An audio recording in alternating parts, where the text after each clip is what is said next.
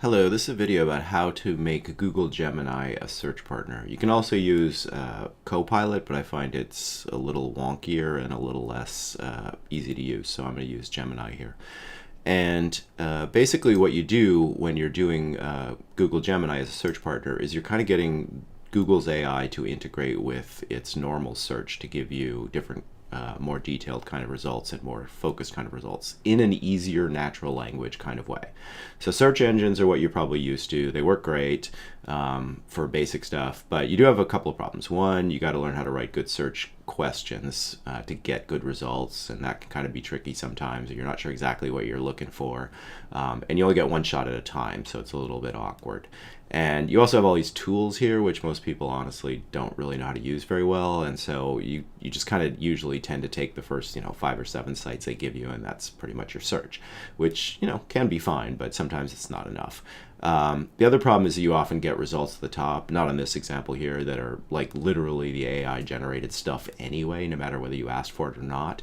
And then you often also have some sponsored links, which are links that are, somebody paid to have be higher. So search can be great, but it's often not exactly what you want. So I'm going to show you how to use Gemini or any AI that has access to a good search to actually kind of mix an AI helper into your search. So to get into Gemini, you look for the 9-dot waffle thing on Google, whatever, and then look for the little Gemini logo, click on that, and that'll open up Gemini.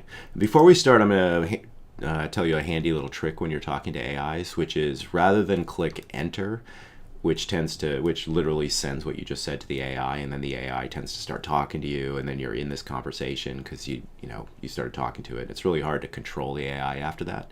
Shift plus enter just is a line break, so you can set some kind of bullet points for what you want and kind of look at it carefully before you send it to the AI, and that slowing down before you talk to the AI can be really helpful. So you can write a sentence, click shift enter, write another sentence, kind of look the whole thing over, get it right, and then send it to the AI. You can also do everything in a Word doc, which I actually did for this video, and make sure it's all absolutely perfect, but that's not something a lot of people are going to do a lot.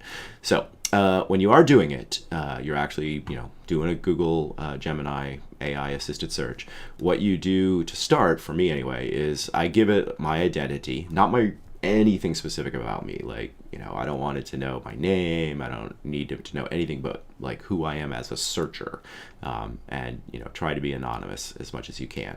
You also want to tell it the set or the context, what's the situation you're doing this search in, and then the kinds of instructions you want it to have. So you're basically setting it up as a machine before you tell it what to search for. So that way you get exactly the kinds of results you want. So tell the AI everything you want that's relevant about yourself. None of that's going to be personal. Just I'll show you some examples in a second. And then you're going to tell the AI the context of what you're doing. What kind of class is it? What unit? What kind of project it is? No specifics that it's going to start searching for. You just want to tell it kind of who you are. And you also want to tell the AI what to do and what not to do. And AIs are often very over helpful, so it's useful to tell it, don't do this, don't do this. And so in the case of search, you're going to ask it to actually provide live links. Sometimes it won't. Tell it not to give you the answer, give it a description of the website, that kind of thing. All right. And then once you've told it what to do and you're sure it knows what kind of machine it's going to be that day, then you start asking it for websites. So you give it your results, or you give it your topic that you're asking it to search for. Sometimes you just type in your research question. Sometimes you kind of rephrase it. And again, you can use shift enter to give it a very specific set of things or a whole bunch of things you want it to look for, which is very much better than your standard search. And then the last thing before I show you an example is, the nice thing about it being a chat, unlike a search engine box, is that if you get something that's one of the 5 things it finds is right, you can say, give me more of that. Or you can say, you didn't do this quite right. Could you please do it like that? Or give me another 5 sites. So you can actually, since you're in a chat, actually kind of refine your search results, take it in different directions. And you'll have this big long chat that you can mine for sites and things like that when you're done. All right, I'm going to switch to a quickie example of how to do this. And so I already have Gemini open here, and I have a Word doc over here off screen that I'm going to start pasting stuff in from. So I'm going to say first thing, wrong button.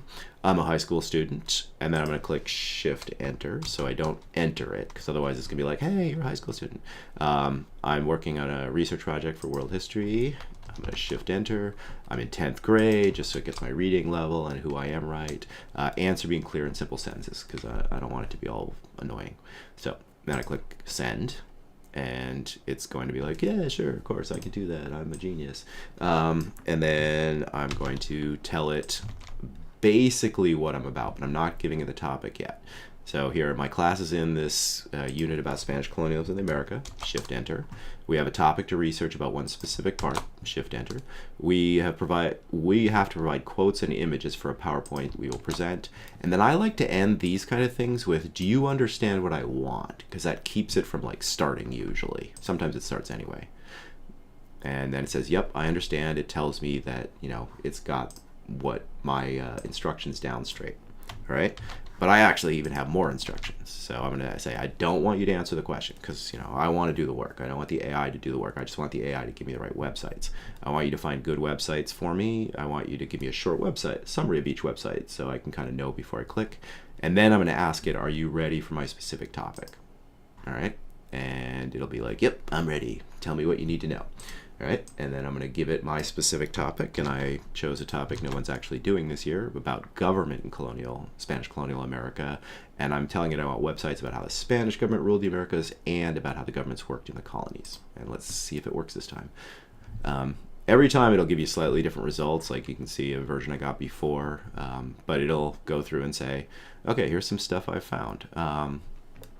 And it'll say, here's one from World History Encyclopedia, which actually is the same one as the last one. So nice thing is it's a link, so I can click on that link, and I'm right clicking, so I don't actually click straight on it. If you control click, excuse me, then it'll open it up in a new window, and there's a nice little article about colonial government, which is exactly what I asked for. And it even gave me like a little here's how to use this website kind of deal. Here's another one from a site called Fiveable, which is actually right now being blocked in our district. And so this is the kind of stuff that they have. But as you can see, you get a bunch of stuff, and you can say, I really liked the second result. Give me 4 more like that. And it'll go try and find some halfway decent ones that are sort of similar to that.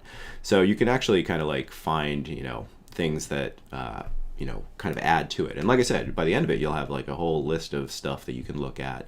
And since you can refine the results with stuff like this, you can really get down to exactly what you're looking for. I personally would save this whole thing, just cut and paste the whole thing into a Word doc so that I can keep these links and stuff.